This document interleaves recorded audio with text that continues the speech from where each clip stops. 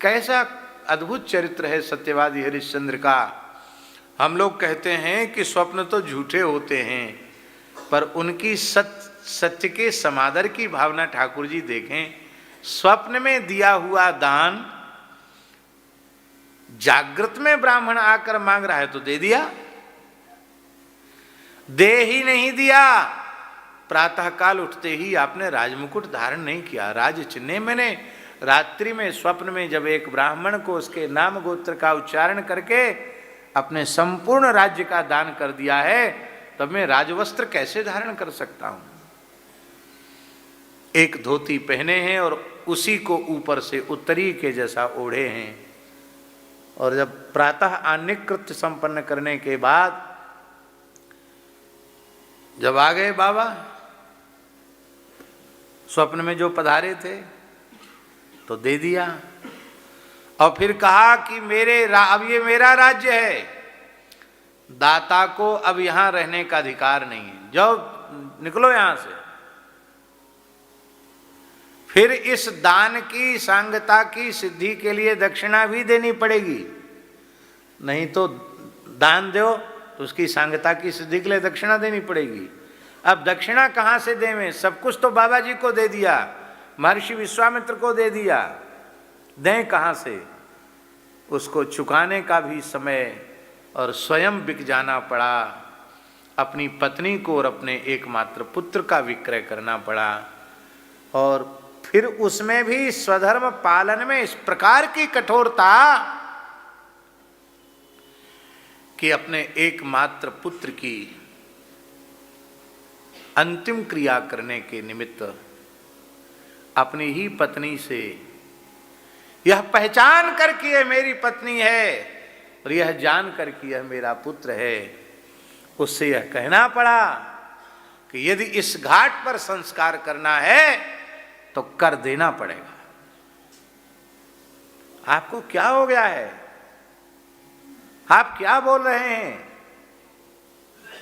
मुझे भूल गए हैं, पुत्र को भूल गए। बोले इस समय मुझे केवल सत्य स्मरण है, धर्म का स्मरण है, इसमें मुझे किसी का स्मरण नहीं।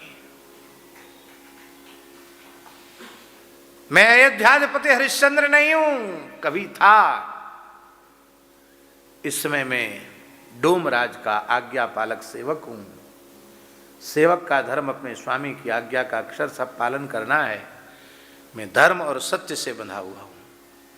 यदि तुम कर नहीं दे सकती हो तो ले जाओ इसको, कहीं अन्यत्र संस्कार करो, इस घाट पर संस्कार नहीं होगा। आज भी काशी में हरिश्चंद्र घाट है महाराज। और उस सती साध्वी पतिव्रता ने कहा मेरे पास तो सोने की एक कील भी नहीं है, द्रव्य के नाम पर फूटी कौड़ी भी नहीं है, शरीर पर एक ही साड़ी है, वो भी फटी सी है, पर कुछ न कुछ तो टैक्स के रूप में देना पड़ेगा। मैं अपनी साड़ी फाड़ करके अपना आंचल जैसे ही फाड़ा, धरती कांप गई, पुष्प वर्षा होने लगी, त्रिदेव प्रकट हो गए। का बस बस रहने दो, परीक्षा हो गई तुम्हारी। आज भी ठाकुर जी ये नियम है। पूज्य धर्म सम्राट स्वामी करपात्री जी महाराज का जब जल समाधि हुई, डोमराज ने आकर कहा महाराज ध्यान से सुनो, मैं डोमराज हूं, मेरी आज्ञा के बिना यहां जल समाधि नहीं हो सकती, मुझे टैक्स देना पड़ेगा, कर देना पड़ेगा। जगत गुरु शंकराचार्य पुरी पीठाधीश्वर श्री स्वामी निरंजन देव जी तीर्थ ने कहा कहो महाराज क्या चाहिए आपको। कहे करपात्री जी के कंठ में पड़ी हुई जो रुद्राक्ष की माला है मुझे मिल जाए, बस टैक्स हो गया। बोले वो तो दूसरों ने ले ली, अब है नहीं। बोले कोई बात नहीं, आप अपनी माला दे दीजिए।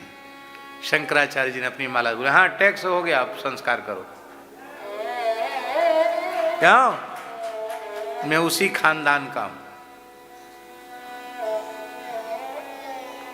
ठाकुर जी लोग हल्ला मचा रहे हैं, ये है सामाजिक समरसता है कि यति चक्रवर्ती को भी यति चक्रवर्ती के शरीर के अंतिम संस्कार के लिए भी उसको पावर है कहने का कि हमारा कर चुका हो।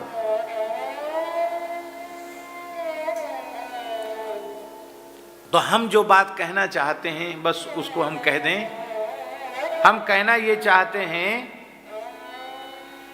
कि इस कठोर परीक्षा में सत्यवादी हरिश्चंद्र, उनकी सत्यवादिता उजागर हुई, वे परीक्षा में उत्तीर्ण हुए,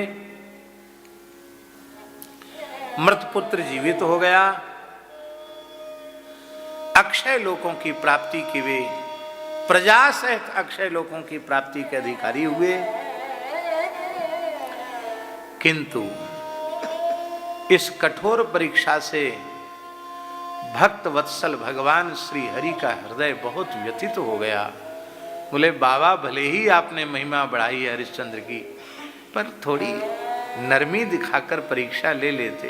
इतनी कठोरता, आप जैसे ऋषियों के द्वारा इतनी कठोरता, ऐसी निर्दयता उचित नहीं है। इसलिए मैं आपको श्राप देता हूं। आपके अनुष्ठान में, आपके यज्ञ में बाधा पड़ती रहेगी। विश्वामित्र जी बोले ये तो बहुत गड़बड़ किया, हमने तो आपके भक्त की कीर्ति को बढ़ाया, वो आपने इतना बड़ा पुरस्कार दंड के रूप में हमको दिया। भगवान का रोष कुछ शांत हुआ। ये भगवान की भक्त वत्सलता है। भगवान का रोष जब ठाकुर जी शांत हुआ तो बोले कोई बात नहीं, जब हम श्रीमद दशरथ नंदन के रूप में अवतीर्ण होंगे और यज्ञ रक्षा के लिए जब तुम हमारी याचना करने के लिए आओगे और जब हम पहुंचेंगे तो तुम्हारा यज्ञ पूर्ण हो जाएगा। फिर इस साप की अवधि की निवृत्ति होगी।